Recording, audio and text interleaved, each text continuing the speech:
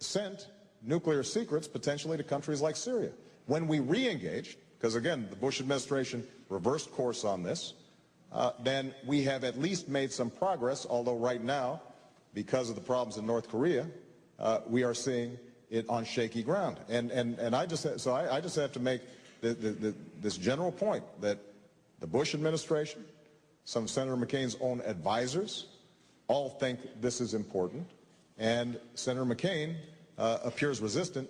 He even said the other day that he would not meet potentially with the Prime Minister of Spain because he said, he wasn't sure whether they were aligned with us. I mean, Spain is a NATO ally. Of course. If we can't meet with our friends, I don't know how we're going to lead the world in terms of dealing with critical issues like terrorism.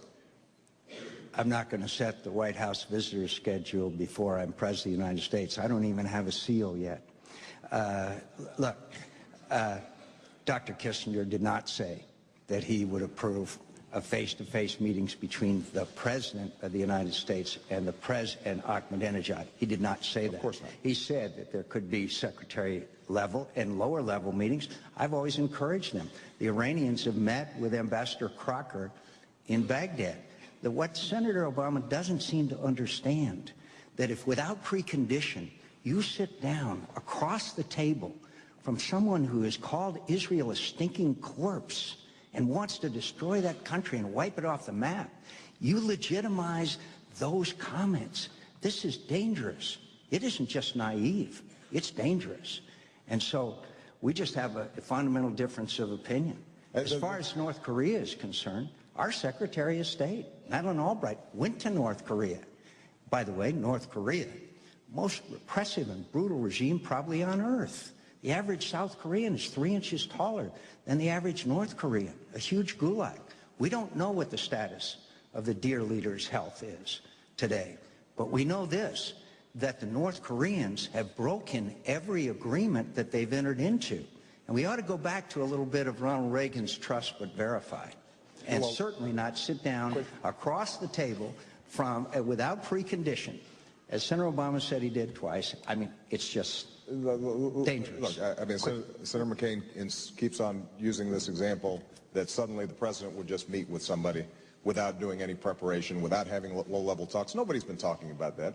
And Senator McCain knows it. This is a mischaracterization of my position. When we talk about preconditions, and Henry Kissinger did say we should have contacts without preconditions, the idea is that we do not expect to solve every problem before we initiate talks. And the Bush administration has come to recognize that it hasn't worked. This notion that we are simply silent when it comes to our enemies, and the notion that we would sit with Ahmadinejad and not say anything while he's spewing his nonsense and his vile comments is ridiculous. Nobody's even talking about that. So let me get this right. We sit down with Ahmadinejad and he says, we're going to wipe Israel off the face of the earth, and we say, no, you're not? Yeah, oh, please. No, by the way, my friend Dr. Kissinger, who's been my friend for 35 years, would be interested to hear this conversation and Senator Obama's depiction of his positions on the issue. I've known him for 35 years, and I guarantee you he would not say that presidential top level. Of course he encourages, and other people encourage contacts and negotiations and all other things. We do that all the time. We're going to go to a new lead. Senator Obama is parsing words when he says precondition means preparation. I am not parsing words. I'm using my friend. the same words that your advisors use. Please go ahead. New lead question. Russia. Goes to you. 2 minutes. Senator Obama. How do you see the relationship with Russia? Do you see him as a competitor? Do you see him as an enemy? Do you see him as a potential